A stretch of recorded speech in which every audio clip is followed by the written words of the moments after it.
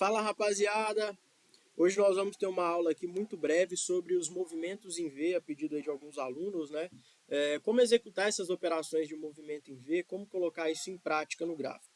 Antes de mais nada, para a gente entender sobre os movimentos em V, a gente precisa entender um conceito muito simples e fundamental sobre a teoria de Dow. A teoria de Dow diz que uma tendência de alta ela é composta por topos e fundos ascendentes e uma tendência de baixa ela é composta por topos e fundos descendentes. Vamos dar uma olhada aqui. Então, dentro de uma tendência de alta, eu tenho o mercado trabalhando com topos e fundos ascendentes, e dentro de uma tendência de baixa, eu tenho o mercado trabalhando com topos e fundos descendentes. Teoricamente, qual que é a expectativa? Na tendência de alta, a gente vai identificar o mercado fazendo fundos mais altos, estão vendo? E sempre rompendo os topos anteriores. Esse é o conceito. Na tendência de baixa, a situação é ao contrário. A gente vai identificar o mercado fazendo fundos mais baixos, aliás, topos mais baixos e também fundos mais baixos, tá vendo?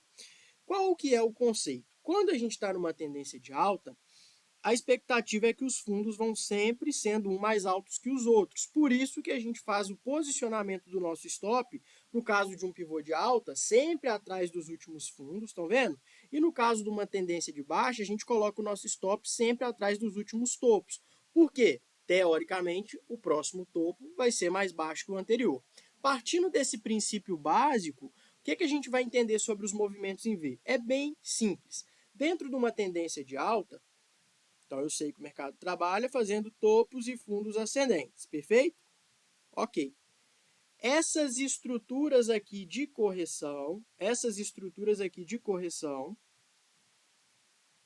são denominadas estruturas de movimento em V. E dentro da tendência, a gente consegue executar operações onde a gente vai seguindo a tendência.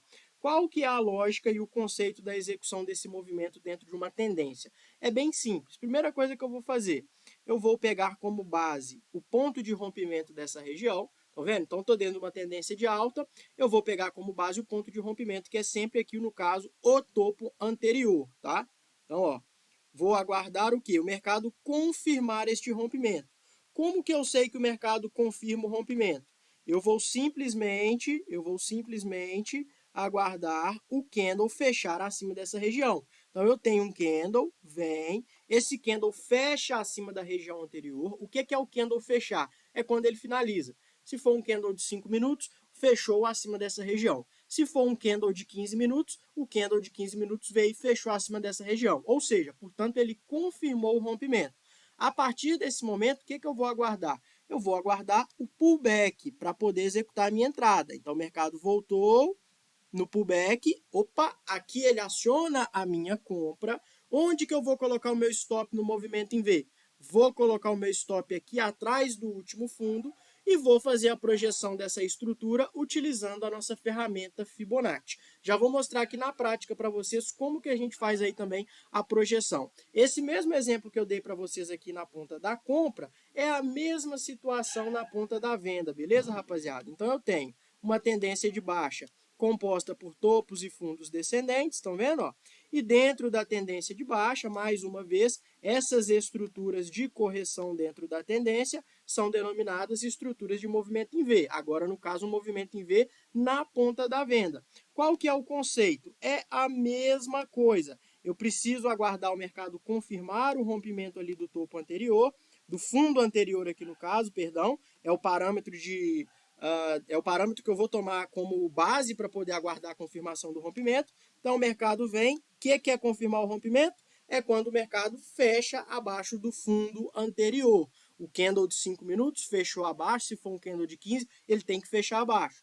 Eu vou aguardar, então, o mercado voltar no pullback. Então, o mercado voltou no pullback, eu executo a minha venda e o meu stop técnico, sempre amparado pela teoria de Dow, eu coloco atrás do último fundo.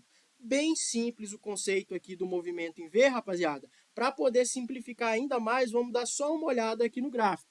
Então, eu tenho aqui, conforme eu acabei de explicar para vocês, eu tenho aqui o mercado trabalhando com uma tendência de alta, onde ele vem desenvolvendo o quê? Topos e fundos ascendentes. Estão vendo? Ó? Topos e fundos ascendentes. Ao longo dessa tendência, eu tenho algumas estruturas de movimento em V que eu consigo executar. Vamos pegar esse primeiro exemplo.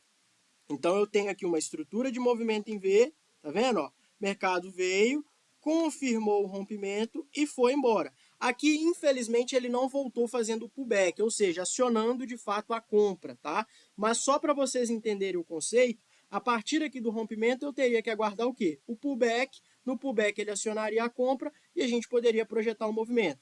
Como que eu faço a projeção de uma estrutura de movimento em V? Primeira coisa, eu vou pegar a FIBO da máxima à mínima do movimento, bem simples, máxima à mínima do movimento, e vou jogar essa primeira linha da FIBO aqui na cabeça da estrutura, estão vendo? Sempre desconsiderando o pavio do lado que eu vou projetar. Então aqui eu fiz a projeção, aqui eu teria o meu primeiro alvo, olha que interessante como que o mercado cravou aqui, ó, respeitando essa amplitude, estão vendo? Então, após essa estrutura aqui de movimento em V, ele armou outras estruturas no decorrer da tendência que daria para a gente executar também. Então, aqui nós tivemos uma outra estrutura de movimento em V, pela qual ele confirmou agora o rompimento e voltou no pullback. Aqui daria entrada. Olha a importância do stop técnico. Eu coloco sempre aonde? Atrás do último fundo, não é verdade? Porque dentro da tendência de alta, os fundos, teoricamente, serão sempre um mais alto do que os outros, não é verdade?